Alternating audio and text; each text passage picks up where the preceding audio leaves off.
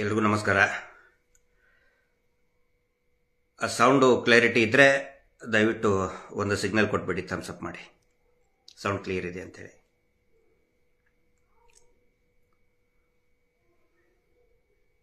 ನಮಸ್ತೆ, ಎಲ್ರಿಗೂ ನಮಸ್ತೆ. ದಯವಿಟ್ಟು ಒಂದು ಥಮ್ಸ್ ಅಪ್ ಮಾಡಿ. ಸೌಂಡ್ ಕ್ಲಿಯರಿಟಿ ಇದೆಯಾ?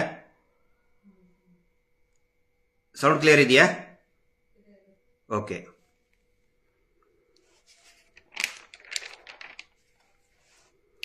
ಎಲ್ರಿಗೂ ನಮಸ್ತೆ. ನಾನು ನಿಮ್ಮ ಗಿರೀಶ್ ಮಟ್ಟಣ್ಣವರ್. ಒಂದಾನೊಂದು ಕಾಲದಲ್ಲಿ once upon A time Suresh Kumar ಅವರು ಅಂತ ಹೇಳಿದರೆ, ಶಾಸಕ ಸುರೇಶ್ ಕುಮಾರ್ ಅವರು ಅಂತ ಹೇಳಿದರೆ ಬಹಳ ಪ್ರಜ್ಞಾವಂತರು, ಬಹಳ ಯೋಚನೆ ಮಾಡಿ ಮಾತನಾಡ್ತಾರೆ. ಎಲ್ಲೇ ಇರಲಿ, ಅದು ಅಧಿವೇಶನದಲ್ಲಿರಲಿ, ಅಧಿವೇಶನದ ಆಚೆಗೆ ಇರಲಿ, ಸಾಮಾಜಿಕ ಬದ್ಧತೆ ವಿಷಯಗಳ ಬಗ್ಗೆ ಏನಾದರೂ ಇದ್ದರೆ ಸುರೇಶ್ ಕುಮಾರ್ ಅವರು ಯಾವುದೇ ಪೂರ್ವಾಗ್ರಹ ಇಲ್ಲದೆ ಬಹಳ ಅಚ್ಚುಕಟ್ಟಾಗಿ ಅಧ್ಯಯನ ಮಾಡಿ ಮಾತನಾಡುವಂಥ ಶಾಸಕರು ಯಾರು ಅಂತ ಹೇಳಿದರೆ ಅದು ರಾಜಾಜಿನಗರದ, ಬೆಂಗಳೂರಿನ ರಾಜಾಜಿನಗರದ ಶಾಸಕರು, ಮಾಜಿ ಸಚಿವರಾದಂಥ, ಈಗ ಮಾಜಿ ಸಚಿವರು, ಹಿಂದೆ ಅನೇಕ ಹುದ್ದೆಗಳನ್ನು ಕೂಡ ಅವರು ಅನುಭವಿಸಿದ್ದಾರೆ ಬಿಜೆಪಿಯಲ್ಲಿ ಶಾಸಕರಾಗಿ. ಆ ಥರ ಒಂದು ಪ್ರಜ್ಞಾವಂತಿಕೆ ಶಾಸಕರು ಅಂತ ಹೇಳಿದರೆ ಕೆಲವು ಪ್ರಜ್ಞಾವಂತ ಶಾಸಕರಲ್ಲಿ, ಜನಪ್ರತಿನಿಧಿಗಳಲ್ಲಿ ಸುರೇಶ್ ಕುಮಾರ್ ಅವರು ಒಬ್ಬರು ಅಂತ ಒಂದಾನೊಂದು ಕಾಲದಲ್ಲಿ ಆ ಮಾತು ಇತ್ತು, ಪ್ರತೀತಿ ಇತ್ತು. ಈಗ ಯಾಕೆ ಇಲ್ಲ ಅಂತ ಹೇಳಿದರೆ, ಅವರಿಗೆ ಪ್ರಜ್ಞಾವಂತಕರಾದವರು ಪ್ರಜ್ಞಾಶೂನ್ಯರಾಗಿದ್ದಾರೆ ಅಂತ ಹೇಳಿದರೆ, ಈಗ ಜಸ್ಟ್ ಒಂದು 3 ತಿಂಗಳ ಹಿಂದೆನೂ ಕೂಡ ಒಂದು ಅಧಿವೇಶನದಲ್ಲಿ ಭಯಂಕರವಾಗಿ ಮಾತಾಡ್ತಾ ಅವ್ರು ಹೇಳಿದರು, ಮಹೇಶ್ ಶೆಟ್ಟಿ ತಿಮರೋಡಿಯವರು ಮುಖ್ಯಮಂತ್ರಿ ಸಿದ್ದರಾಮಯ್ಯನವರಿಗೆ ಈ ರೀತಿ ಬೈತಾ ಇದ್ದಾರೆ, ಸಿದ್ದರಾಮಯ್ಯನವ್ರ ಮೇಲೆ ಕೊಲೆ ಆರೋಪ ಇದೆ, ಅವ್ರನ್ನ ಯಾಕೆ ಬಿಟ್ಟಿದ್ದೀರಿ ಇನ್ನು? ಅಂದರೆ ಅವ್ರು ಕೇಳೋ ರೀತಿ, ಧಾಟಿ ಯಾವ ರೀತಿ ಇತ್ತು ಅಧಿವೇಶನದಲ್ಲಿ ಅಂತ ಹೇಳಿದ್ರೆ, ಮಹೇಶ್ ಶೆಟ್ಟಿ ತಿಮರೋಡಿಯವ್ರನ್ನ ಜೀವಂತವಾಗಿ ಯಾಕೆ ಬಿಟ್ಟಿದ್ದೀರಾ ನೀವು ಅನ್ನೋ ರೀತಿಯಲ್ಲಿ ಹೇಳಿಬಿಟ್ರು. ನಾವು ಅದನ್ನು ಲೈವ್ ನೋಡ್ತಾ ಇದ್ವಿ. ಇದೇನು ಗಾಬರಿಯಾಗಿ ಚೆಕ್ ಮಾಡಿ ನೋಡಿದರೆ 3 ವರ್ಷದ ಹಿಂದೆ 2023ರಲ್ಲಿ ಬೆಳತಂಗಡಿಯ ಶಾಸಕರಾದಂತಹ ಮಾನ್ಯ ಶಾಸಕರು ಹರೀಶ್ ಪೂಂಜಾ ಅವರು ಸಿದ್ದರಾಮಯ್ಯನವರಿಗೆ ಟೀಕೆ ಮಾಡಿದ್ದನ್ನ, ಸಿದ್ದರಾಮಯ್ಯನವರ ಮೇಲೆ ಆರೋಪ ಮಾಡಿದ್ದನ್ನ ಈ ಡಿ ಗ್ಯಾಂಗ್, ನಕಲಿ ದೇವಮಾನವನ ನಕಲಿ ಗ್ಯಾಂಗ್ ಕಟ್ಟು ಪೇಸ್ಟ್ ಎಡಿಟ್ ಮಾಡಿದಂತಹ ವಿಡಿಯೋವನ್ನ ನೋಡಿ, ಮಾರ್ಫ್ಡ್ ವಿಡಿಯೋವನ್ನ ನೋಡಿದಂತಹ ಶಾಸಕ ಸುರೇಶ್ ಕುಮಾರ್ ಅವರಿಗೆ ಮೈಯಲ್ಲಿ ದೇವರು ಬಂದಂಗಾಗಿ, ಅಯ್ಯೋ ಸಿಎಂ ಸಿದ್ದರಾಮಯ್ಯನವರಿಗೆ ಹಿಂಗಾಗ್ತಾ ಇದ್ದಾರೆ, ಜನಸಾಮಾನ್ಯರ ಪರಿಸ್ಥಿತಿ ಏನು ಅಂತೇಳಿ ಒಂದು ಮಾರ್ಫ್ಡ್ ನಕಲಿ ವಿಡಿಯೋ ನೋಡಿ ಮಹೇಶ್ ಶೆಟ್ಟಿ ತಿಮರೋಡಿ ಅವರನ್ನ ಟೀಕೆ ಮಾಡಿ, ಅದು ಯಾರನ್ನ? ಆ ಕಳಂಕಿತ ಕುಟುಂಬವನ್ನ ರಕ್ಷಣೆ ಮಾಡುವ ನೆಪದಲ್ಲಿ ಮಹೇಶ್ ಶೆಟ್ಟಿ ತಿಮರೋಡಿ ಅವ್ರನ್ನ ಅರೆಸ್ಟ್ ಮಾಡಬೇಕು. ಅರ್ರೆ ಅವಾಗ ಅನ್ಕೊಂಡೆ ನಾನು, ಇದು ನಾವು ಕಂಡಂತಹ ಸುರೇಶ್ ಕುಮಾರ್ ಅವರು ಅಲ್ಲ. ಸುರೇಶ್ ಕುಮಾರ್ ಅವರ ಬಗ್ಗೆ ಅತಿ ಹೆಚ್ಚು ಅಭಿಮಾನ ಪಕ್ಷದಲ್ಲಿ ಹೊಂದಿದ್ದಂಥವನು ನಾನು. ಒಂದಾನೊಂದು ಕಾಲದಲ್ಲಿ, ಒನ್ಸ್ ಅಪಾನ್ ಎ ಟೈಮ್, ಪಾದಯಾತ್ರೆ ಮಾಡಬೇಕಾದ್ರೆ ಅವರ ಸರಳತೆ, ಜನರಿಗೆ ಸ್ಪಂದನೆ ಮಾಡಬೇಕಾದ್ರೆ ಪ್ರಚಾರ ಇಲ್ಲದೆ ಅವರು ಮಾಡ್ತಾ ಇರುವಂತ ಸ್ಪಂದನೆ, ಒಂದಾನೊಂದು ಕಾಲದಲ್ಲಿ. ಈಗ ಒನ್ಸ್ ಅಗೇನ್ ಅದೇ ಸುರೇಶ್ ಕುಮಾರ್ ಅವರು ನಿನ್ನೆ ವಿಧಾನಸಭೆಯ ಅಧಿವೇಶನದಲ್ಲಿ ಧರ್ಮಸ್ಥಳ ಪ್ರಕರಣದ ಬಗ್ಗೆ ಒನ್ಸ್ ಅಗೇನ್ ಯಾವುದೇ ಆಧಾರವಿಲ್ಲದೆ ಕೆಲವೊಂದಿಷ್ಟು ಮಾತುಗಳನ್ನಾಡಿದ್ದಾರೆ, ಪ್ರಶ್ನೆಗಳನ್ನ ಕೇಳಿದ್ದಾರೆ. ನಮ್ಮನ್ನ ಗುರಿಯಾಗಿಟ್ಕೊಂಡು ಉತ್ತರ ಕೊಡಲೇಬೇಕು. ಯಾಕಂತ ಹೇಳಿದ್ರೆ ನಮಗೆ ವೇದಿಕೆ ಬೇರೆ, ಟಿವಿ ಚಾನಲ್ ವೇದಿಕೆ ಎಲ್ಲ, ಟಿವಿ ಚಾನಲ್ ಎಲ್ಲ ಅವ್ರ ಪರವಾಗಿನೇ, ಯಾರು ಆಮೇಲೆ ನಾವು ಕೂಡ ಹೋಗೋದನೂ ಇಲ್ಲ. ಬೇರೆ ವೇದಿಕೆಯಲ್ಲಿ, ದೊಡ್ಡ ದೊಡ್ಡ ವೇದಿಕೆಯಲ್ಲೆಲ್ಲ ಇವರು ಶಾಸಕರು ಇರ್ತಾರೆ, ಅಧಿವೇಶನದಲ್ಲಿ ಕೂಡ ಇವರು ಶಾಸಕರು, ಆದರೂ ಕೂಡ ನಾವು ಉತ್ತರ ಕೊಡಲೇಬೇಕು. ಸೊ ಅವರು ಏನು ಹೇಳಿದ್ರು ಮತ್ತೆ ಅದಕ್ಕೆ ವಾಸ್ತವತೆ ಏನಿದೆ ಸಾರ್ವಜನಿಕರ ಮುಂದೆ ನಾನು ಅದನ್ನ ವಿವರಣೆ ಕೊಡ್ತಾ ಹೋಗ್ತಾ ಇದ್ದೀನಿ. ನಿನ್ನೆ ಅವರು ಹೇಳಿದ್ರು ಏನಂತ ಹೇಳಿದ್ರೆ, ದಕ್ಷಿಣ ಕನ್ನಡ ಪೊಲೀಸರು ಸಶಕ್ತರಾಗಿದ್ದಾರೆ ಅಂತ ಗುಂಡೂರಾವ್ ಅವರು, ದಿನೇಶ್ ಗುಂಡೂರಾವ್ ಅವರು ಹೇಳಿದ್ರು, ಎಲ್ಲರೂ ಹೇಳಿದ್ರು. ಆದರೂ ಕೂಡ SIT ಮಾಡಿದ್ರು. ಯಾಕೆ ಮಾಡಬೇಕಾಗಿತ್ತು? ಓಕೆ, ನಾವು ಒಪ್ಕೊಂಡ್ವಿ ಅಂತ. ಸಶಕ್ತರಾಗಿದ್ದಾರೆ.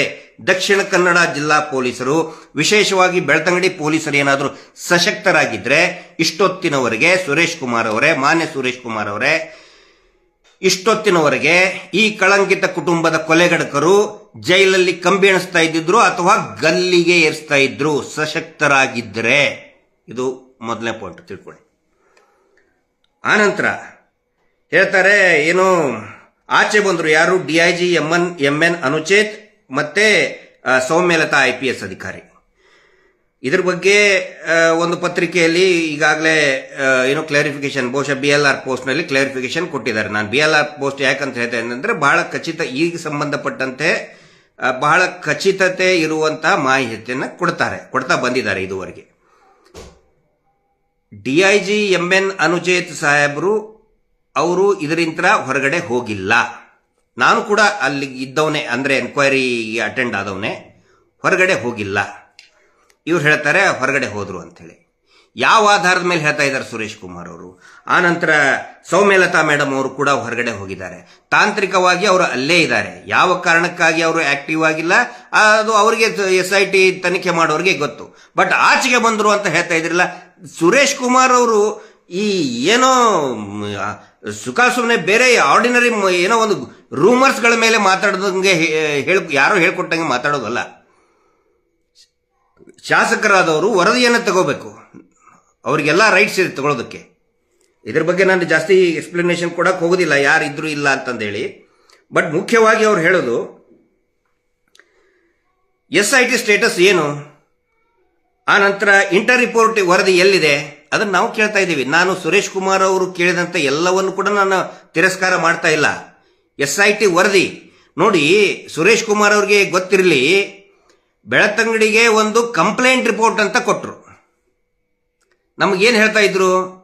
ಫಾರಿನ್ ಫಂಡ್ ಬಂತು ಇವರಿಗೆ, ಲ್ಯಾಬ್ ಇಂತ್ರ ತಗೊಂಡು ಬಂದ್ರು, ಏನು ತಲೆ ಬುರುಡೆಯನ್ನ ಲ್ಯಾಬ್ ಇಂತ್ರ ತಗೊಂಡು ಬಂದ್ರು, ಮ್ಯೂಸಿಯಂ ಇಂತ್ರ ತಗೊಂಡು ಬಂದ್ರು, ಯಾವುದೋ ಸ್ಮಶಾನ ಇಂತ್ರ ತಗೊಂಡು ಬಂದ್ರು ಅಂತೇಳಿ TV ಚಾನಲ್ ಸುಳ್ಳು ಸುಳ್ಳು ರಿಪೋರ್ಟ್ ಮಾಡಿದ್ರಲ್ಲ.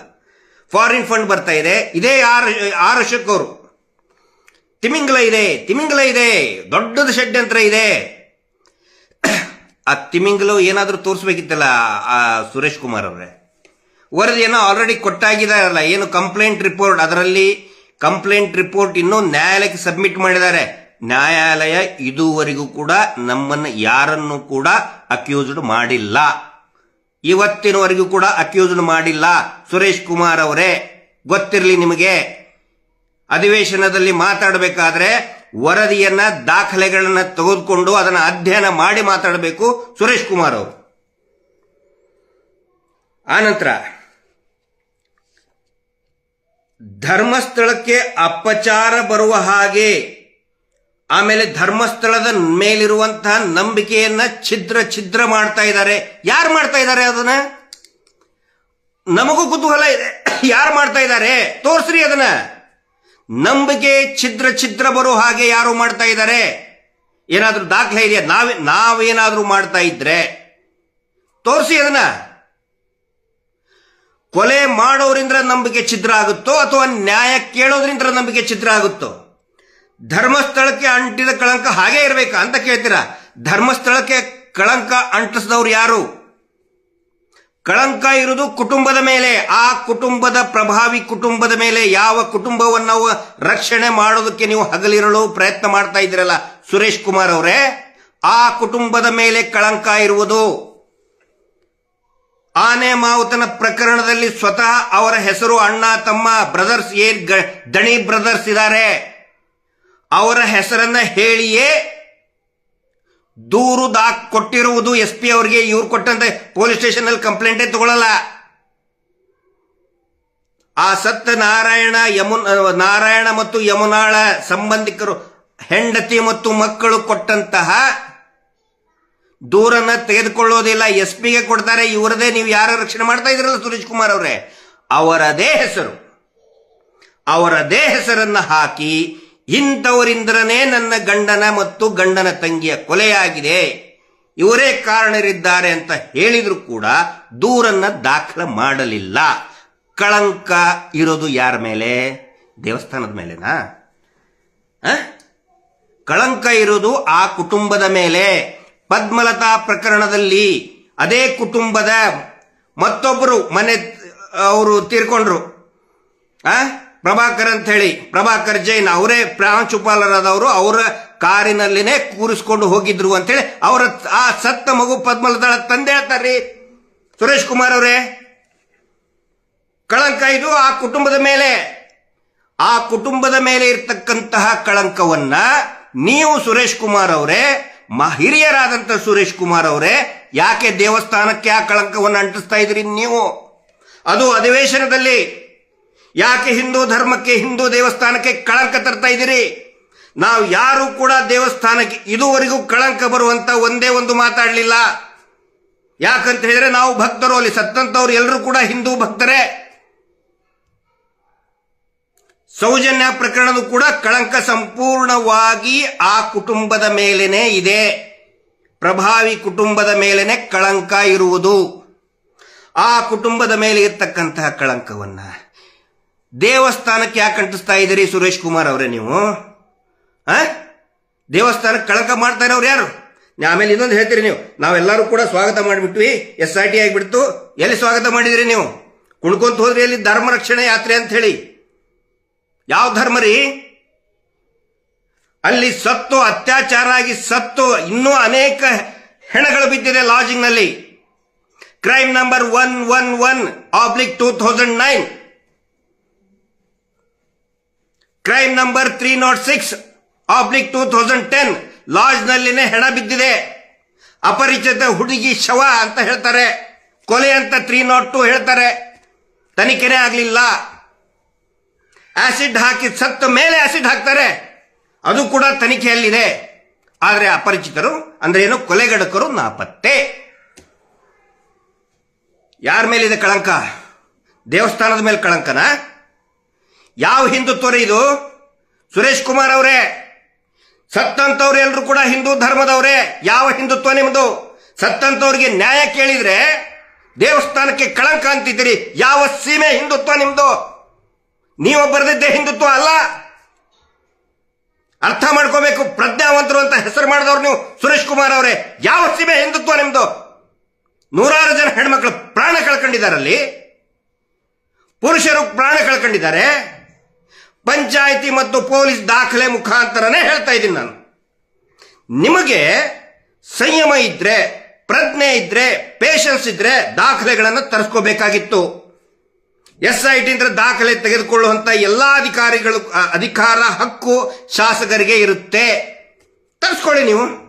ನಾನು ಶಾಸಕ, ನಾನು ಅಧಿವೇಶನದಲ್ಲಿ ಮಾತಾಡಬೇಕು, ತೋಡು ಬನ್ನಿ ಅಂತ ಹೇಳಬೇಕಿತ್ತು. ಯಾಕೆ ದಾಖಲೆ ತರಿಸ್ಕೊಂಡು ಮಾತಾಡಲ್ಲ? ನಮ್ಮ ಕಡೆ ಇದೆ ದಾಖಲೆ. SIT ಹತ್ರ ಇದೆ, ಪೊಲೀಸರ ಹತ್ರ ಇದೆ. ಅಸಹಜ ಸಾವುಗಳ ಪ್ರಕರಣದ ಬಗ್ಗೆ ಪೊಲೀಸರ ಹತ್ರ ಇದೆ. ತರಿಸ್ಕೊಂಡು ಅಧಿವೇಶನದಲ್ಲಿ ಹಿಡ್ಕೊಂಡು ಮಾತಾಡಬೇಕಿತ್ತು ನೀವು. ಹೇಳ್ತಾರೆ ಸುರೇಶ್ ಕುಮಾರ್, ನಾನು ಪೇಪರ್ ಅಲ್ಲಿ ನೋಡಿದ್ದೀನಿ, ಇವ್ರದ್ದು ವಿಡಿಯೋ ದಯವಿಟ್ಟು ಇದನ್ನ ಹಾಕಬೇಕು. ವಿಡಿಯೋ ಹಾಕಿ ತೋರಿಸ್ತೇನೆ ನಾಳೆ. ಅದನ್ನ ದಯವಿಟ್ಟು ನಮ್ಮ ಯೂಟ್ಯೂಬರ್ಸು ಮತ್ತೆ ಈ ಸೋಷಿಯಲ್ ಮೀಡಿಯಾದಲ್ಲಿ ಇರೋರು ಅಂತವರು ಸುರೇಶ್ ಕುಮಾರ್ ಅವ್ರದ್ದು ಕೂಡ ಸ್ಟೇಟ್ಮೆಂಟ್ ಅನ್ನು ಹಾಕಿ. ನಾನು ಪತ್ರಿಕೆಯಲ್ಲಿ ನೋಡ್ಬಿಟ್ಟೆ, ಟಿವಿಯಲ್ಲಿ ನೋಡ್ಬಿಟ್ಟೆ. ಏನ್ ಹೇಳ್ತಾರೆ ಟಿವಿಯಲ್ಲಿ? ಮಣ್ಣು. ಮುಂಚೆ ಏನು ಅಡ್ವರ್ಟೈಸ್ಮೆಂಟ್ ಕೊಡ್ತಾ ಇದ್ರು ಅದಕ್ಕಿಂತ 8 ಪಟ್ಟು ಅಡ್ವರ್ಟೈಸ್ಮೆಂಟ್ ಜಾಸ್ತಿ ಆಗಿದೆ. ನೋಡಿ ನೀವು ಎಲ್ಲ ಟಿವಿ ಚಾನಲ್ ನಲ್ಲಿ. ಯಾಕೆ ಕೊಡ್ತಾ ಇದ್ದಾರೆ? ಇದೇ ಪ್ರಭಾವಿಗಳು, ನೇತ್ರಾವತಿಯ ಪ್ರಭಾವಿಗಳು ಎಲ್ಲ ಟಿವಿ ಚಾನಲ್ ನೋಡಿ, ಇವ್ರದ್ದು ಅಡ್ವರ್ಟೈಸ್ಮೆಂಟ್. ಆ ಅಡ್ವರ್ಟೈಸ್ಮೆಂಟ್ ಅನ್ನು ನೋಡಿ ಇವ್ರು ಹೇಳ್ತಾ ಇದ್ದಾರೆ ಶಾಸಕರು. ಯಾಕೆ ದಾಖಲೆ ತಗೊಳಕ್ಕಾಗಲ್ಲ ನಿಮಗೆ? You are authorised person to receive any kind of document. ವಿರೋಧ ಪಕ್ಷದವ್ರು ನೀವು, ಅದರಲ್ಲಿನೇ ಒಬ್ಬ ಸೀನಿಯರ್ MLA ನೀವು, ತಗೊಳಕ್ಕಾಗಲ್ವಾ?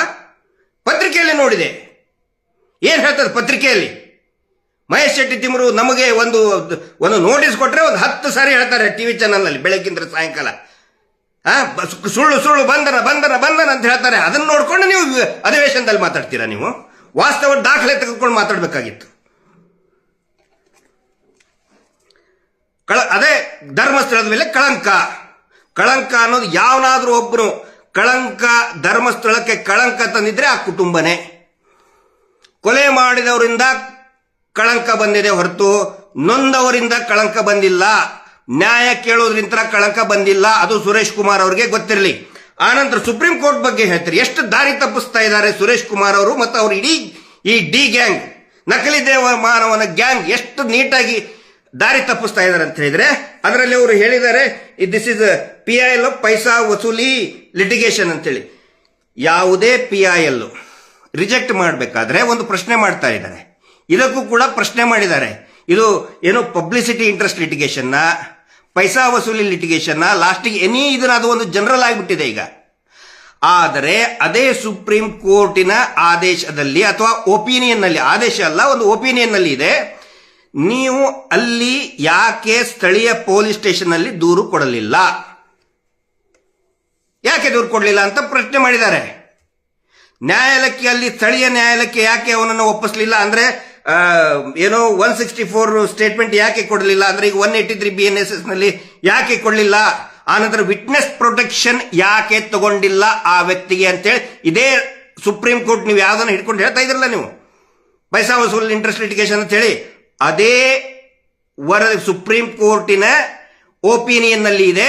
ನೀವು ವಿಟ್ನೆಸ್ ಪ್ರೊಟೆಕ್ಷನ್ ಅನ್ನ ತಗೋಬೇಕು ಅಂತ ಹೇಳಿ ಅದೇ ಸುಪ್ರೀಂ ಕೋರ್ಟ್ ಅದೇ ಆದೇಶದಲ್ಲಿ ಹೇಳಿದಿರಿ. ಯಾಕೆ ಅದನ್ನ ಯಾಕೆ ಹೇಳಕ್ಕಾಗ್ತಾ ಇಲ್ಲ ನಿಮಗೆ? ಅದರ ಸಲುವಾಗಿನೇ ಇಲ್ಲಿ ಬಂದು ವಿಟ್ನೆಸ್ ಪ್ರೊಟೆಕ್ಷನ್ ಆಕ್ಟ್ ಪ್ರಕಾರ ಅವನಿಗೆ ರಕ್ಷಣೆಯನ್ನು ಕೊಡಿಸಿದ್ದು, ಪೊಲೀಸ್ ಸ್ಟೇಷನ್ ಅಲ್ಲಿ ದೂರು ದಾಖಲೆ ಮಾಡಿದ್ದು. ಅಂದ್ರೆ ನ್ಯಾಯಾಲಯ ಪರಿಶೀಲನೆ ಮಾಡಿನೇ ದೂರು ದಾಖಲೆ ಮಾಡಿದೆ, ಪೊಲೀಸ್ ಸ್ಟೇಷನ್ ಮಾಡಲಿಲ್ಲ. ಬೆಳ್ತಂಗಡಿ ಪೊಲೀಸ್ ಸ್ಟೇಷನ್ ಡೈರೆಕ್ಟ್ ಆಗಿ FIR ಮಾಡಲಿಲ್ಲ, NCR ಮಾಡಿದ್ದು. ಸುರೇಶ್ ಕುಮಾರ್ ಅವರೇ ಸ್ಟಡಿ ಮಾಡಿ ಅರ್ಥ ಮಾಡ್ಕೊಳ್ಳಿ. ಯು ಆರ್ ಲಾ LLB ಮಾಡಿದಂತ LLB ಗ್ರಾಜುಯೇಟ್, ನೀವು ಕಾನೂನನ್ನು ಓದಿದಂತ ಶಾಸಕರು, ಕೆಲವು ಶಾಸಕರಲ್ಲಿ ನೀವು ಒಬ್ರು ಕಾನೂನು ಓದಿದವರಲ್ಲಿ. ಡೈರೆಕ್ಟ್ ಆಗಿ FIR ಮಾಡಲಿಲ್ಲ ಪೊಲೀಸರು. Based on the advice of opinion of JMFC Belthangady, ಅದರ ಆಧಾರದ ಮೇಲೆನೆ FIR ಮಾಡಿದ್ದು. ಯಾಕಂತ ಹೇಳಿದ್ರೆ ಅದರಲ್ಲಿ ಕಂಟೆಂಟ್ ಆ ತರ ಇತ್ತು, ಅದರ ಸಲುವಾಗಿ FIR ಮಾಡಿದ್ದು. ನ್ಯಾಯಾಲಯದ ನಿರ್ದೇಶನದ ಮೇಲೆ FIR ಮಾಡಿದ್ದು ರೀ. ಅದು ಸುಪ್ರೀಂ ಕೋರ್ಟ್ ಒಪಿನಿಯನ್ ಆಧಾರದ ಮೇಲೆ ಮಾಡಿದ್ದದನ್ನ ಸುಮ್ಮನೆ ಹಂಗೆ ಪೈಸಾ ವಸೂಲಿ ಇದನ್ನು ತೋರಿಸಬೇಕಾಗಿತ್ತು. ಪೈಸಾ ವಸೂಲಿ ಮಾಡಿದ್ರೆ SIT ತನಿಖೆ ಆಗಿದ್ದಲ್ಲ, 10-15 ದಿನ ಎನ್ಕ್ವೈರಿ ಮಾಡಿದ್ದಾರೆ, ತೋರಿಸ್ರಿ ಏನಾದ್ರೂ ಪೈಸಾ ವಸೂಲಿ ಮಾಡಿದೀವಿ ಅಂತೇಳಿ. ಒಂದು ವೇಳೆ ಈ ಚಿನ್ನಯ್ಯನವನು ಅಥವಾ ಅಲ್ಲಿ ಸಿಕ್ಕಂತಹ ಬುರುಡೆಗಳು ಬೇರೆ ಯಾರ್ದೋ ಹತ್ರ ಸಿಕ್ಕಿದ್ರೆ ಬ್ಲಾಕ್ ಮೇಲ್ ಮಾಡ್ತಾ ಇದ್ರು. ಏನಾದ್ರು ಮಾಡಿದೀವಿ ನಾವು, ಬ್ಲಾಕ್ ಮೇಲ್ ಮಾಡಿದೀವ, ಇವ್ರು ಮುಂದೆ ಹೋಗಿ ಬ್ಲಾಕ್ ಮೇಲ್ ಮಾಡಿದ್ರು ಅಂತ ಏನಾದ್ರೂ ಒಂದು ಸಣ್ಣ ಕೊಳಕ ದಂಧೆ ಏನಾದ್ರೂ ನಾವು ಮಾಡಿದೀವ? ಪ್ರಾಮಾಣಿಕವಾಗಿ ಸುರೇಶ್ ಕುಮಾರ್ ಅವರೇ ನಾನು ಹೇಳ್ತಾ ಇದ್ದೇನೆ ಕೇಳಿ, ನೀವು ಕೂಡ ಒಬ್ಬ LLB ಲಾ ಪ್ರಾಕ್ಟೀಸ್ ಮಾಡಿದವರು. ಇಲ್ಲಿ ಒಂದು ಕೊಲೆ ಆಗಿದೆ ಅಥವಾ ಇಂಥಲ್ಲಿ ಒಂದು ನಾನು ಬುರುಡೆ ನೋಡಿದ್ದೀನಿ, ಅಸ್ಥಿ ಪಂಜರ ನೋಡಿದ್ದೀನಿ ಅಂತ ಹೇಳಿದ್ರೆ ನಿಮ್ಮ ಹತ್ರ ಬಂದ್ರೆ ನಿಮ್ಮನ್ನ ಅಕ್ಯೂಸ್ ಮಾಡಬಹುದಾ? ಅದನ್ನೇ ಮಾಡಕ್ ಹೊರಟಿದ್ದೀವ್ರು. ಈಗ ಒಬ್ಬ ಕ್ಲೈಂಟ್ ನಿಮ್ಮ ಹತ್ರ, ಒಬ್ಬ ಕ್ಲೈಂಟ್ನ ಬರ್ತಾರೆ, ನಾನು ನೋಡಿದ್ದೀನಿ, ಅದನ್ನ ತನಿಖೆಗೆ ಒಳಪಡಿಸಿ ಅಂತ. ಅವಾಗ ನೀವೇನ್ ಮಾಡ್ತೀರಾ? ಕೋರ್ಟಿಗೆ ಹೋಗ್ತೀರಾ ಅಥವಾ ಪೊಲೀಸ್ ಸ್ಟೇಷನ್ ಹೋಗ್ತೀರಾ? ನೀವು ಕೋರ್ಟಿಗೆ ಹೋದ್ರೆ ನಿಮ್ಮನ್ನೇ ಆರೋಪಿ ಮಾಡಬಹುದಾ? ಉತ್ತರ ಕೊಡಿ ಸುರೇಶ್ ಕುಮಾರ್ ಅವರೇ. ಯಾಕಂತ ಹೇಳಿದ್ರೆ ನೀವು ಲಾ ಪ್ರಾಕ್ಟೀಸ್ ಮಾಡಿದಂಥವ್ರು. ಇಲ್ಲಿ ಅದನ್ನೇ ಮಾಡಕ್ ಹೊಂಟಿದ್ದೀವ್ರು. ನಮ್ಮ ಮೇಲೆ, ನಮ್ಮ ಅಡ್ವೊಕೇಟ್ಗಳ ಮೇಲೆ ಟಾರ್ಗೆಟ್ ಮಾಡಕ್ ಹೊಂಟ್ರು. ಯಾಕಂದ್ರೆ ಎಲ್ಲರೂ ಹೆದರ್ ಬಿಡಬೇಕು, ದೂರು ಕೊಟ್ಟವನೇ ಅಪರಾಧಿ. ಆ ನಂತರ ನೀವೇ ಹೇಳ್ತಿರಲ್ಲ ಸುರೇಶ್ ಕುಮಾರ್ ಅವರೇ, ಹೈಕೋರ್ಟ್ ಹೇಳ್ತು, though the high court told to continue investigation, all roaming freely and talking to social media, no accused is arrested, enquired. ನೀವು ಹೇಳ್ತಿರಲ್ಲ, though high court told to continue investigation, very important ಮಾತು ಹೇಳಿದ್ರಿ. ನೀವು ಹೇಳಿದ ಮಾತನ್ನ ಆ ನಕಲಿ ದೇವಮಾನವನ ಗ್ಯಾಂಗ್ನವ್ರು ಕೇಳಿಸ್ಕೋಬೇಕು, ಅವರು ಸಾಕ್ತಾ ಇರುವಂತ ಟಿವಿ ಚಾನೆಲ್ಗಳು ಕೇಳಿಸ್ಕೋಬೇಕು. ಏನಂತ ಪ್ರಚಾರ ಮಾಡಿಬಿಟ್ರು? ಮುಗಿದೋಯ್ತು ಇನ್ವೆಸ್ಟಿಗೇಷನ್, ಮುಗಿದೋಯ್ತು, ಚಾರ್ಜ್ ಶೀಟ್ ಕೊಟ್ಟು ಬಿಟ್ರು, ಮುಗೀತು ಇನ್ವೆಸ್ಟಿಗೇಷನ್. ಇಲ್ಲ, SIT ಚಾಪೆ ಎಲ್ಲ ಕಟ್ಕೊಂಡು ಹೋಗ್ಬಿಟ್ರು. ನಾವು ಹೇಳ್ತಾ ಇದ್ವಿ SIT ಕಂಟಿನ್ಯೂ ಇದೆ ರೀ ಅಂತ ಹೇಳಿದ್ರೆ, ಇಲ್ಲ SIT ಮುಗಿದೋಯ್ತು. ಬಟ್ ನೀವೇ ಹೇಳಿದ್ರಲ್ಲ SIT ಕಂಟಿನ್ಯೂ ಆಗಿದೆ ಅಂತ ಹೇಳಿ. ಮತ್ತೆ ಕಂಟಿನ್ಯೂ ಮಾಡೋಕ್ ಬಿಡ್ರಿ ಸುರೇಶ್ ಕುಮಾರ್ ಅವರೇ. ಯಾಕೆ ಪದೇ ಅಡ್ಡಗಾಲ ಹಾಕ್ತಾ ಇದ್ದೀರಿ? ಯಾಕೆ ಅಡ್ಡಗಾಲ ಹಾಕ್ತಾ ಇದ್ದೀರಿ? ಅದಕ್ಕೆ ಯಾಕೆ ಪ್ರಶ್ನೆ ಮಾಡ್ತಾ ಇದ್ದೀರಿ? ಚಾರ್ಜ್ ಶೀಟ್ ಕೊಟ್ಟ ಮೇಲೆ ಕೇಳಿ. ಆನಂತರ SITಗೆ ಈಗ ಸದ್ಯಕ್ಕೆ ಕೊಟ್ಟಂತಹ ವರದಿ ಪ್ರಕಾರ ಅವರು 7 ಅಸ್ಥಿ ಪಂಜರ ಅಂತ ಹೇಳ್ತಾರೆ, 7 ತಲೆಬುರುಡೆ, 1,000 ಎಲುಬುಗಳು FSLಗೆ ಕಳಿಸಿದ್ದಾರೆ. ಅಧಿಕೃತವಾದಂತಹ ಮಾಹಿತಿ. ನ್ಯಾಯಾಲಯಕ್ಕೂ ಕೂಡ ಕೊಟ್ಟಿದ್ದಾರೆ. ಎಷ್ಟು? 1,000 ಮೂಳೆಗಳು. ಯಾರವು? 1,000 ಮೂಳೆಗಳು ಎಲ್ಲಿಂದ ಬಂದವು? FSL ಕೊಟ್ಟಿದ್ದಾರೆ. ಅದು ಮೂಳೆಗಳು ಸುರೇಶ್ ಕುಮಾರ್ ಅವರೇ, ಮಿಠಾಯಿ ಅಲ್ಲ, ಜಲೇಬಿ ಅಲ್ಲ. ಜಿಲೇಬಿ ಕಳಿಸಿಲ್ಲ FSLಗೆ. 1,000 ಮೂಳೆಗಳು. ಯಾರು? ನಿಮ್ಮ ಕ್ಷೇತ್ರದ ರಾಜಾಜಿನಗರ ಕ್ಷೇತ್ರದವರು ಇರಬಹುದು. ಯಾರಿಗ್ ಗೊತ್ತು? ನೀವು ಶಾಸಕರು ಏನು ಮಾಡಬೇಕಾಗಿತ್ತು? ನೀವು ಹೇಳ್ತೀರಲ್ಲ, ಸೊ ಫ್ರೀ ಆನಂತರ ಅಕ್ಯೂಸ್ಡ್ ರೋಮಿಂಗ್ ಫ್ರೀಲಿ. ಎಸ್, ನಾವು ಒಪ್ಕೊಳ್ತೀವಿ. ಆರೋಪಿಗಳನ್ನ ಇನ್ನೂ ಅರೆಸ್ಟ್ ಮಾಡಿಲ್ಲ. ಎಸ್, ನಾವು ಅದನ್ನೇ ಕೇಳ್ತಾ ಇದ್ದೀವಿ. ಯಾಕೆ ಅರೆಸ್ಟ್ ಮಾಡಲಿಲ್ಲ? 24-30 ಜನರ ಹೆಸರು ಹೇಳಿದಾರೆ ಚಿನ್ನಯ್ಯ. ಫಸ್ಟ್ ಕೋರ್ಟಿಗೆ ಬಂದ ತಕ್ಷಣ ಯಾಕೆ ಅರೆಸ್ಟ್ ಮಾಡಲಿಲ್ಲ ಇನ್ನೂ ಅವ್ರನ್ನ? ಫ್ರೀಯಾಗಿ ಓಡಾಡ್ತಾ ಇದಾರಲ್ಲ. ಹೋಗಿ ಸಿದ್ದರಾಮಯ್ಯ ಅವ್ರನ್ನ ಭೇಟಿ ಆಗ್ತಾರೆ ಬೆಳಗಾವಕ್ಕೆ. SIT ನಿಲ್ಸಿ ಅಂತ ಹೇಳಿ. ಅಲ್ಲಿ ಕುಂಭಾಭಿಷೇಕ, ಅಲ್ಲಿ ಒಂದು 20 ಲಕ್ಷ ಕೊಟ್ಟೆ, ಇಲ್ಲಿ 50 ಲಕ್ಷ ಕೊಟ್ಟೆ. ಆ ಕೆರೆ ಯೋಜನೆ ಅಂತೇಳಿ ಸರ್ಕಾರದ ದುಡ್ಡೇ ಎತ್ತಿ ನಾವು ಮಾಡಿದ್ವು, ಕೆರೆ ಇಂಪ್ರೂವ್ ಮಾಡಿದ್ವು, ಕೆರೆ ಯೋಜನೆ ಅಂತ ಹೇಳಿ ಕೆರೆ ಯೋಜನೆ ಎಲ್ಲರನ್ನು ಬೋಳಿಸಿ, ಸರ್ಕಾರನ್ನು ಬೋಳಿಸಿ, ಕೆರೆ ಕೆರೆದು ಫ್ರೀಯಾಗಿ ಅಡ್ಡಾಡ್ತಾ ಇದಾರಲ್ಲ. ಯಾಕೆ ಅರೆಸ್ಟ್ ಮಾಡಿಲ್ಲ ಅವ್ರನ್ನ? ನಾವು ಅದನ್ನೇ ಕೇಳ್ತಾ ಇದ್ದೀವಿ. ನಿಮ್ಮ ಪ್ರಕಾರ ನಾವು ಅಕ್ಯೂಸ್ಡ್ ನಾವು ಆ ವ್ಯಕ್ತಿಗೆ ರಕ್ಷಣೆ ಕೊಟ್ಟು, ವಿಟ್ನೆಸ್ ಪ್ರೊಟೆಕ್ಷನ್ ಆಕ್ಟ್ ನಲ್ಲಿ ಅವನಿಗೆ ರಕ್ಷಣೆ ಕೊಡಿಸಿ, ಆಶ್ರಯ ಕೊಡಿಸಿ, ನ್ಯಾಯಾಲಯಕ್ಕೆ ಕರ್ಕೊಂಡು, ಹಂಗಿತ್ತಂದ್ರೆ ನೀವು ಎಷ್ಟೋ ಇದ್ರ ಕೇಸ್ಗಳನ್ನ ಅಟೆಂಡ್ ಮಾಡಿರ್ತೀರಿ. ನಿಮ್ಮನ್ನು ಅರೆಸ್ಟ್ ಮಾಡ್ಬೋದಾಗಿತ್ತಲ್ಲ, ನಿಮ್ಮನ್ನು ಅಕ್ಯೂಸ್ಡ್ ಮಾಡ್ಬೇಕಲ್ರಿ. ಅಡ್ವೊಕೇಟ್ ಅನ್ನ ಏನಾದ್ರು ಅಕ್ಯೂಸ್ಡ್ ಮಾಡ್ತಾರ, ಅಥವಾ ಆ ಪ್ರೊಟೆಕ್ಷನ್ ಕೊಟ್ಟಂತವ್ರನ್ನ, ಸಾಕ್ಷಿಯನ್ನ ಪ್ರೊಟೆಕ್ಷನ್ ಕೊಟ್ಟಂತವ್ರಿಗೆ ಅಕ್ಯೂಸ್ಡ್ ಮಾಡ್ತಾರ, ಅಥವಾ ಕೊಂದಂತವ್ರನ್ನ ಅಕ್ಯೂಸ್ಡ್ ಮಾಡ್ಬೇಕು? 1000 ಮೂಳೆ ಇದರಿಯಲ್ಲಿ ಅಧಿಕೃತವಾದಂತಹ ಮಾಹಿತಿ ಇದು. More than 1000 bones. Suresh Kumar ಅವರೇ, ಅದನ್ನು ಕೇಳಬೇಕು ಅಲ್ಲ. ಆಮೇಲೆ ಟಾಕಿಂಗ್ ಟು ಸೋಷಿಯಲ್ ಮೀಡಿಯಾ. ಈಗ ನಾನು ಮಾತಾಡ್ತಾ ಇದ್ದೇನಲ್ಲ, ನನಗನ್ಸಿದ ನೀವು ನಮ್ಮನ್ನೇ ವಿಶೇಷವಾಗಿ ನನ್ನನ್ನೇ ಗುರಿಯಾಗಿಟ್ಕೊಂಡು ಮಾತಾಡಿರ್ತೀರ. ಅಕ್ಯೂಸ್ಡ್ನ ಯಾಕೆ ಅರೆಸ್ಟ್ ಮಾಡಿಲ್ಲ ಅಂತ ಹೇಳಿದ್ರೆ ಓಕೆ, ಮೇ ಬಿ ಒಂದು ಒಳ್ಳೆ ಗುಣ ಬಹುಶಃ ಏನಾದ್ರು ಬಂದ್ಗಿಂದಿದೆಯಲ್ಲ ಬಾಯಲ್ಲಿ. ಅದು ಅಕ್ಯೂಸ್ಡ್ ಅಂದ್ರೆ ಯಾರು ಅಕ್ಯೂಸ್ಡ್? ಸೋಷಿಯಲ್ ಮೀಡಿಯಾದಲ್ಲಿ ಮಾತಾಡ್ತಾ ಇದ್ದಾರೆ. ಯಾಕೆ ಮಾತಾಡ್ತಿದ್ದೀವಿ ನಾವು ಸೋಷಿಯಲ್ ಮೀಡಿಯಾದಲ್ಲಿ ಅಂತ ಹೇಳಿದರೆ, ನಿಮ್ಮಂತಹ ಶಾಸಕರು ಪ್ರಭಾವಿಗಳ ಪರವಾಗಿ ಮಾತಾಡ್ತಾ ಇದ್ದಾರಲ್ಲ ಅಧಿವೇಶನದಲ್ಲಿ ಅಥವಾ ಸಭೆಗಳಲ್ಲಿ, ನಿಮ್ಮ ಮೇಲೆ ನಂಬಿಕೆ ಜನರು ಆರಿಸಿದ್ದು ನಿಮ್ಮನ್ನ. ಆ ಪ್ರಭಾವಿ ಆರಿಸಿದ್ದಲ್ಲ, ಆ ಪ್ರಭಾವಿ ನಿಮ್ಮನ್ನ MLA ಮಾಡಿದ್ದಲ್ಲ, ಜನಸಾಮಾನ್ಯರು ನಿಮ್ಮನ್ನ ಆಯ್ಕೆ ಮಾಡಿದ್ದು. ಯಾವ ಶಾಸಕರನ್ನ ಜನಸಾಮಾನ್ಯರು ನಮ್ಮ ಧ್ವನಿಯನ್ನ ಎತ್ತಿ ಹಿಡಿತಾರೆ ಅಂತ ನಂಬಿಕೆ ಇಟ್ಕೊಂಡು ಮತ ಹಾಕಿ ವಿಧಾನಸಭೆಗೆ ಕಳಿಸಿದ ಮೇಲೆ ನಿಮ್ಮಂಥವರು ಪ್ರಭಾವಿಗಳನ್ನ ರಕ್ಷಣೆ ಮಾಡೋದಕ್ಕೆ ಮಾತಾಡ್ತಿರಲ್ಲ. ಹೀಗಾಗಿ ನಮ್ಮಂಥವ್ರು ಸಾಮಾನ್ಯರು ಮಾತಾಡಬೇಕಾಗುತ್ತೆ. ಅದರ ಸಲುವಾಗಿ ನಾವು ಮಾತಾಡ್ತಾ ಇದ್ದೀವಿ. ನಮಗೇನು ತೆವಲಿಲ್ಲ ಸುರೇಶ್ ಕುಮಾರ್ ಅವರೇ ಮಾತಾಡಬೇಕು ಅಂತ ಹೇಳಿ. ನೀವು ಒಂದು ವೇಳೆ ಕೊಂದವರ ಪರವಾಗಿ ಮಾತಾಡಿದ್ರೆ ನೀವೇನ್ ಮಾಡ್ಬೇಕಾಗಿತ್ತು ಗೊತ್ತಾ? ಕಳಂಕ, ಧರ್ಮಸ್ಥಳಕ್ಕೆ ಕಳಂಕ ಹಂಗೆ ಅಟ್ಕೋಬೇಕಾ ಅಂತ ಕೇಳ್ತಿರಲ್ಲ. ಆ ಪುತ್ತೂರಿನಲ್ಲಿ ಬಿಜೆಪಿಯದೇ ಅಧ್ಯಕ್ಷನ ಮಗ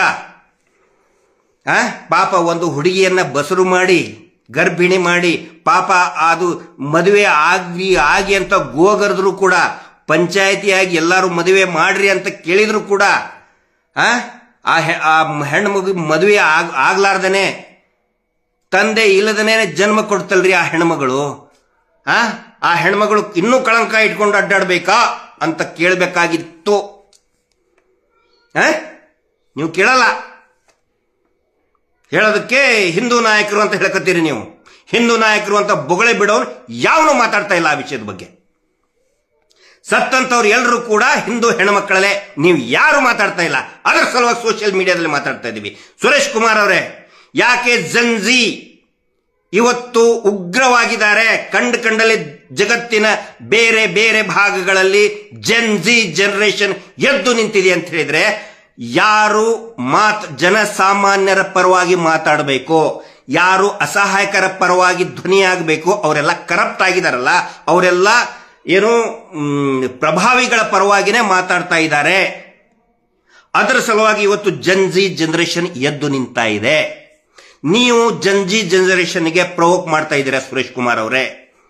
ನೀವು ನಿಜವಾಗ್ಲೂ ನಿಮಗೆ ಮಾನವೀಯತೆ ಇದ್ರೆ, ಕಾಳಜಿ ಇದ್ರೆ, ಅಲ್ಲಿ ಸತ್ತಂತಹ 100 ಹೆಣ್ಣು ಮಕ್ಕಳ ಬಗ್ಗೆ ಮೀಟರ್ ಬಡ್ಡಿ ದಂಧೆಯಿಂದ ಸಾಯ್ತಾ ಇರುವಂತ, ಪ್ರತಿನಿತ್ಯ ಸಾಯ್ತಾ ಇರುವಂತ ಇದೇ ಧರ್ಮಸ್ಥಳ ಸಂಘದಿಂದ ಮೀಟರ್ ಬಡ್ಡಿ ದಂಧೆಯಿಂದ ಪ್ರತಿದಿನ ಮೊನ್ನೆ ಒಂದು ವಾರ ಬೈಲಹೊಂಗಲದಲ್ಲಿ ಗೋಡೆ ಮೇಲೆ ವಯಸ್ಸಾದಂತ ಹೆಣ್ಮಗಳು ಇವರದೇ ಕಿರುಕುಳ ತಾಳಲಾರದೆ, ನೀವು ಯಾರ ರಕ್ಷಣೆ ಮಾಡ್ತಾ ಇದ್ದೀರಲ್ಲ ಅವರದೇ ಕಿರುಕುಳ ತಾಳಲಾರದೆ ಗೋಡೆ ಮೇಲೆ ಡೆತ್ ನೋಟ್ ಅಲ್ಲಿ ಚೀಟಿ ಅಲ್ಲಲ್ಲ, ಗೋಡೆ ಮೇಲೆ ಬರಹ ಬರೆದು ಸಾವಿಗೆ ಶರಣಾಗಿದ್ದಾಳೆ ಹೆಣ್ಮಕ್ಕಳು.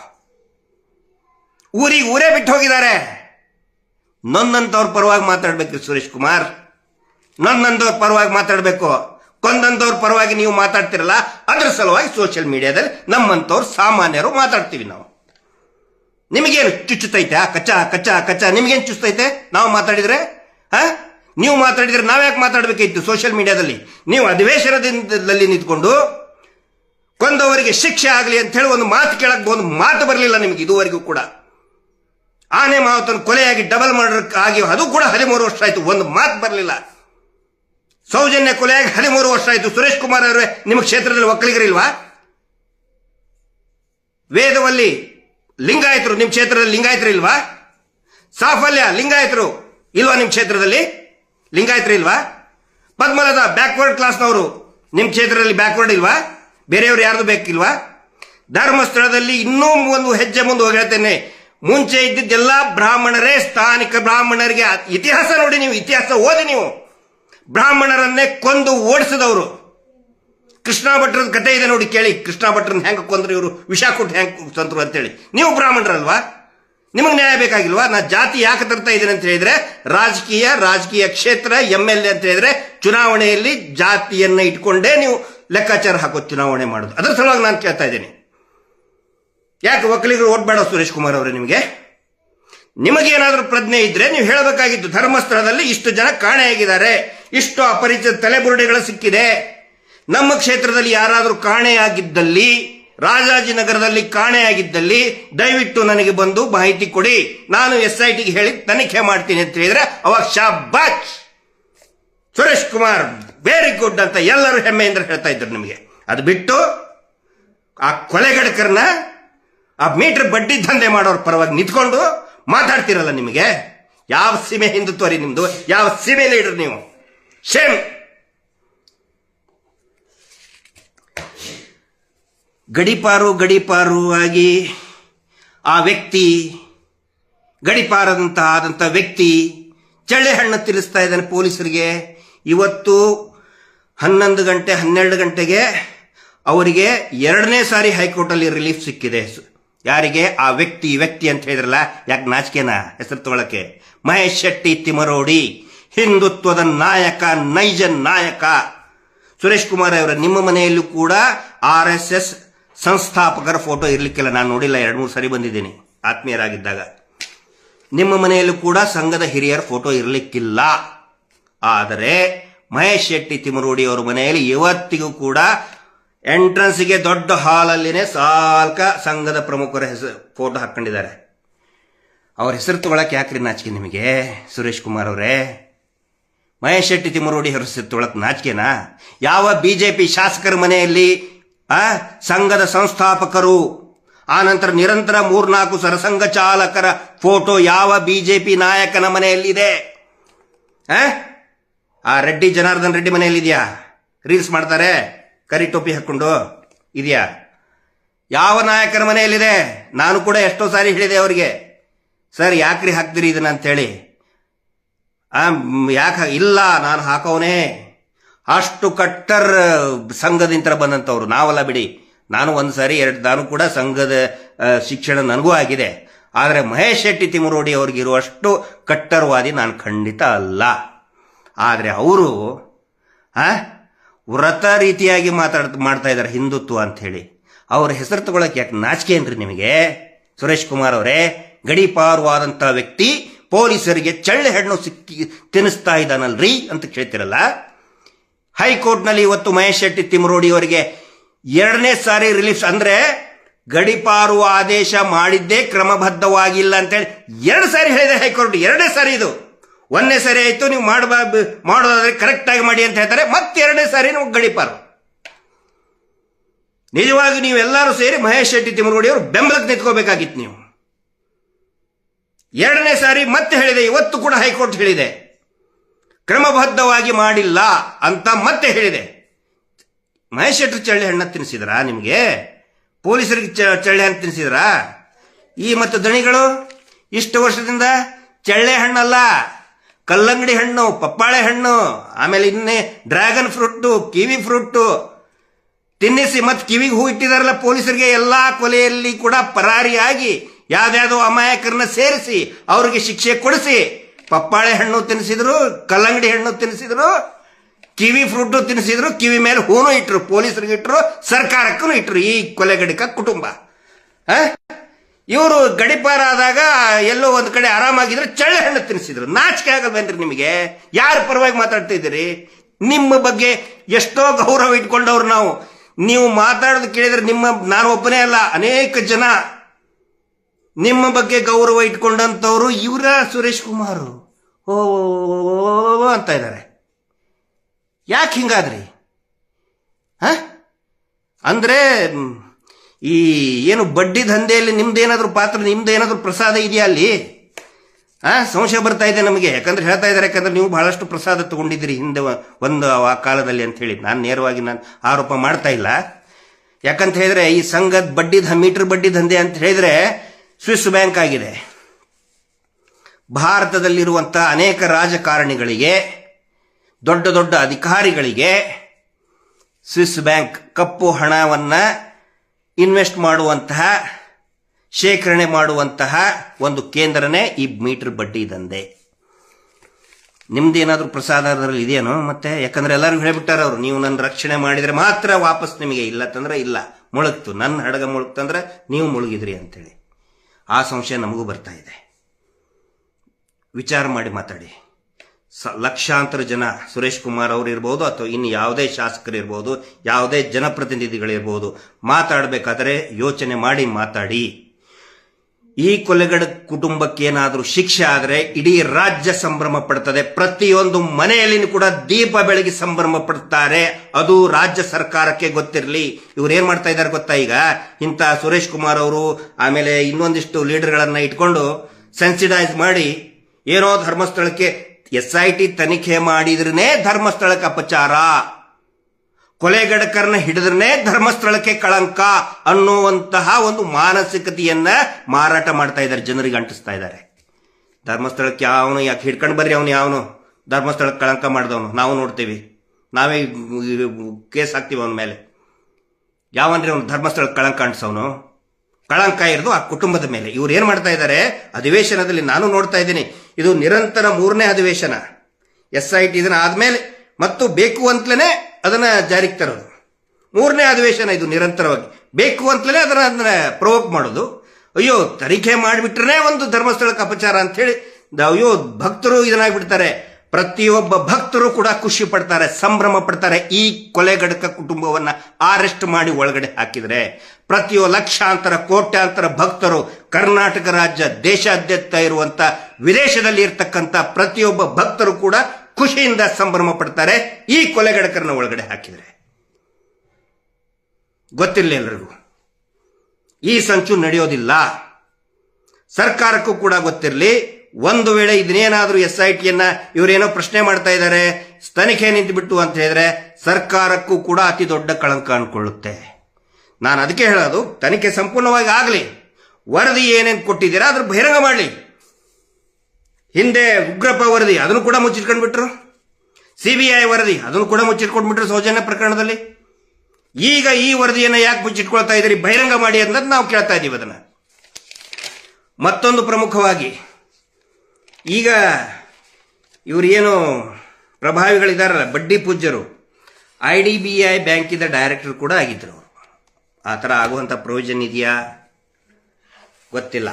ಒಂದು ಕ್ಷೇತ್ರದ ದೇವಸ್ಥಾನದ ಧರ್ಮಾಧಿಕಾರಿಯಾಗಿ, ಫೈನಾನ್ಸ್ ಬಿಸ್ನೆಸ್ನ ಡೈರೆಕ್ಟರ್ ಆಗಿ ಬರ್ತಾ ಇದೆ. ಅಲ್ಲಿ LICದು ಕೂಡ ಸ್ಟೇಕ್ ಇತ್ತು, LICದಲ್ಲಿ ಕೂಡ ಪಾತ್ರ ಇದೆ ಅಂತೇಳಿ ರಾಜ್ಯದ ಉದ್ದಗಲಕ್ಕೂ including Kasaragod district of Kerala ರಾಜ್ಯದ ಕಾಸರಗೋಡನ್ನು ಒಳಗೊಂಡು ಎಲ್ಲೆಲ್ಲಿ ಇವರು LIC ಪಾಲಿಸಿ ಅಂತೇಳಿ ದುಡ್ಡು ಎತ್ತಿದ್ದಾರೆ, ಎಲ್ಲ ಫೇಕ್ LIC ಪಾಲಿಸಿಗಳನ್ನೇ ಕೊಟ್ಟಿದ್ದಾರೆ. ಆ ನಂತರ ಪ್ರೈವೇಟ್ LICಗಳನ್ನು SBIನಿಂದ ಏನು LIC ಮಾಡಿಸಿದೀವಿ ಎಲ್ಲವೂ ಕೂಡ ಫೇಕ್, ದೊಡ್ಡ ಗೋಲ್ಮಾಲ್. ಇವರೇ ಡೈರೆಕ್ಟರ್ ಆದಂಥವ್ರು, ಬಡ್ಡಿ ಪೂಜ್ಯರೇ. ಈಗ ಒಂದೊಂದಾಗಿ ಹೊರಗಡೆ ಬರ್ತಾ ಇದೆ. ನಾವು ಸುಮ್ಮನೆ ಕೂತ್ಕೊಳ್ಳಲ್ಲ, ಎಲ್ಲ ಹೊರಗಡೆ ತೆಗಿತಾ ಇದ್ದೀವಿ. LIC ಫೇಕ್, ಜನಸಾಮಾನ್ಯರಿಗೆ LIC ಮಾಡಿಸಿದ್ದೀನಿ, ಇನ್ಶೂರೆನ್ಸ್ ಮಾಡಿಸಿದ್ದೀನಿ ಅಂಥೇಳಿ ರಕ್ತ ಹೀರದಂಗೆ ಅವ್ರ ಕಡೆ ಅಂತ ದುಡ್ಡು ವಸೂಲಿ ಮಾಡಿ ಮಾಡಿ ಯಾವನಿಗೂ LIC ಮಾಡಿಸಿಲ್ಲ. ಕೊಟ್ಟರು ಕೂಡ ಕೊಟ್ಟಿ LICಯನ್ನೇ ಕೊಟ್ಟಿದ್ದಾರೆ. ಕೊಟ್ಟಿ ಫೇಕ್ ಜಾಲಿ ನೋಟ್ ಹೆಂಗಿರ್ತದಲ್ಲ ಹಂಗೆ ಜಾಲಿ LIC ಕೊಟ್ಟಿದ್ದಾರೆ. ಎರಡ ಮಾಡಿದ್ದು ಇಂಥವ್ರು. ಅದನ್ನು ಇವರು ಮಾಡೋದು ನಿರಂತರವಾಗಿ ಇದನ್ನೇ ಮಾಡ್ತಾ ಬಂದರು. ಈಗ ಹಾಕೋದಕ್ಕೆ ಶಾಸಕರಂಥವ್ರನ್ನ ಅಧಿವೇಶನದಲ್ಲಿ ಮಾತಾಡಿಸಿದ್ಬಿಟ್ರೆ ಇವರು ಪವಿತ್ರರಾಗಿ ಬಿಡಬೇಕು. ಇವರು ಕಳಂಕಿತರಲ್ಲ. ನ್ಯಾಯ ಕೇಳುವವರು ಕಳಂಕಿತರಲ್ಲ. ನ್ಯಾಯ ಕೇಳುವವರು ನಿಜವಾದ ಧರ್ಮ ರಕ್ಷಣೆ ಮಾಡ್ತಾ ಇರುವಂಥವರು, ಕೊಲೆಗಡಕರನ್ನ ರಕ್ಷಣೆ ಮಾಡುವಂಥವರೇ ಕಳಂಕಿತರು. ದೇವಸ್ಥಾನದ ಚುಕ್ಕಾಣಿ ಹಿಡಿದಂತಹ ಕುಟುಂಬದ ಮೇಲೆ ಕಳಂಕ ಇದ್ದರೆ ಅದು ದೇವಸ್ಥಾನಕ್ಕೆ ಕಳಂಕ ಖಂಡಿತ ಅಲ್ಲ. ಇದು ಇಷ್ಟು ಬೇಗ ಈ ಏನಿದೆ SITನ ನಿಲ್ಲಿಸಬೇಕು ಅಂತ ಪ್ರಯತ್ನ ಮಾಡ್ತಾ ಇದ್ದೀರಲ್ಲ, SIT ನಿಲ್ಲಿಸೋದಕ್ಕೆ ಸಾಧ್ಯ ಇಲ್ಲ. ನಾವು ಬಿಡೋದಿಲ್ಲ. ನ್ಯಾಯ ಸಿಗುವವರೆಗೆ ನಾವು ಕೂಡ ಸುಮ್ಮನೆ ಕೂತ್ಕೊಳ್ಳೋದಿಲ್ಲ. ಏನು ಮಾಡಿದ್ರಿ ಇವರು? TV ಚಾನಲ್ನಲ್ಲಿ ನಮ್ಮ ಬಗ್ಗೆ ಕ್ಯಾಟ್ದಾಗಿ ಬೈದು ಬಿಟ್ರೆ ಮಾನ ಮರ್ಯಾದೆಗೋಸ್ಕರ ಇವರು ಅದು ಹಂಚ್ಕೊಂಡು ಹೆದರ್ಕೊಂಡು ಸುಮ್ಮನೆ ಆಗಿಬಿಡ್ತಾರೆ. ಸುರೇಶ್ ಕುಮಾರ್ ಅವರೇ ಗೊತ್ತಿರಲಿ, ನಾವು ಕೂಡ ಚರ್ಮ ದಪ್ಪು ಮಾಡ್ಕೊಂಡೇ ಹೋರಾಟಕ್ಕಿಳಿದಿದ್ದೀವಿ. ಥಿಕ್ ಸ್ಕಿನ್ಡ್ ಬಫೆಲೋ ಆಗಿನೇ ನಾವು ಹೋರಾಟಕ್ಕಿಳಿದಿದ್ದೀವಿ. ನಿಮ್ಮಂಥವರು ಏನೇನು TV ಚಾನಲ್ನಲ್ಲಿ ಅದು ಇದು ಪೇಡ್ ನಕಲಿ ಪತ್ರಕರ್ತರನ್ನ ನೋಡ್ರಿ, ಆ TV ಚಾನಲ್ಗಳೇ ಮುಚ್ಚಿ ಹೋಗ್ತಾ ಇದೆ ಈಗ. ಸೌಜನ್ಯ ಹೋರಾಟದ ವಿರುದ್ಧ ಮಾತಾಡಿದಂತಹ TV ಚಾನಲ್ಗಳೇ ಇವತ್ತು ಮುಚ್ಚಿ ಹೋಗುವಂತ ಏನು ಸಂಪಾದನೆ ಮಾಡಿದಂತಹ ಸಂಪಾದಕಿಯರನ್ನೇ ಹೊರದಬ್ಬಿದ್ದಾರೆ. ಆ TV ಚಾನಲ್ಗಳೇ ಹೋಗ್ತಾ ಇದೆ. ಸುರೇಶ್ ಕುಮಾರ್ ಅವರೇ, ದಯವಿಟ್ಟು ಮಾತಾಡಬೇಕಾದ್ರೆ ಅರ್ಥಗರ್ಭಿತವಾಗಿ ಮಾತಾಡಿ, ಇಲ್ಲ ಅಂತಂದ್ರೆ ಸುಮ್ಮನೆ ಕೂತ್ಕೊಂಡ್ಬಿಡಿ. ತಮ್ಮೆಲ್ಲರ ಒಂದು ಸಹಕಾರ, ಎಲ್ಲ ಜನಸಾಮಾನ್ಯರ ಸಹಕಾರ ಈ ಒಂದು ಹೋರಾಟಕ್ಕೆ ಇರಲಿ. ಮತ್ತು ಈ ನಾನು ಮಾತಾಡಿದನ್ನು ಯಾರು ಬೇಕಾದರೂ ಕೂಡ without any copyright restrictions ಇದನ್ನು ಪ್ರಸಾರ ಮಾಡಬಹುದು. ಯಾವುದೇ ರಿಸ್ಟ್ರಿಕ್ಷನ್ಸ್ ಇಲ್ಲ. ದಯವಿಟ್ಟು ಜಾಗೃತರಾಗಿರಿ. ಎಲ್ಲ ಜನಸಾಮಾನ್ಯರಿಗೂ ನಾನು ವಿನಂತಿ ಮಾಡ್ಕೊಳ್ತಾ ಇದ್ದೀನಿ. ದಯವಿಟ್ಟು ಯೂಟ್ಯೂಬ್ಗಳಿಗೆ ಬೆಂಬಲ ಕೊಡಿ. ಸತ್ಯವನ್ನು ಹೇಳುವಂತಹ, ವಿಶ್ಲೇಷಣೆ ಮಾಡುವಂತಹ ಯೂಟ್ಯೂಬ್ಗಳಿಗೆ ಮತ್ತು ಸ್ಥಳೀಯ ಪತ್ರಿಕೆಗಳಿಗೆ, ಚಿಕ್ಕ ಚಿಕ್ಕ ಪತ್ರಿಕೆಗಳಿಗೆ, ವೆಬ್ ಪೇಪರ್ಗಳಿಗೆ ದಯವಿಟ್ಟು ಬೆಂಬಲವನ್ನು ಕೊಡಿ ಅಂತ ಹೇಳ್ತಾ, ಸೌಜನ್ಯ ಹೋರಾಟದಲ್ಲಿ ಎಲ್ಲರೂ ಕೂಡ ಪಾಲ್ಗೊಳ್ಳಿ ಅಂತ ಹೇಳ್ತಾ ಈ ಲೈವನ್ನು ಮುಗಿಸ್ತಾ ಇದ್ದೀನಿ. Justice for Sowjanya. ನಮಸ್ತೆ.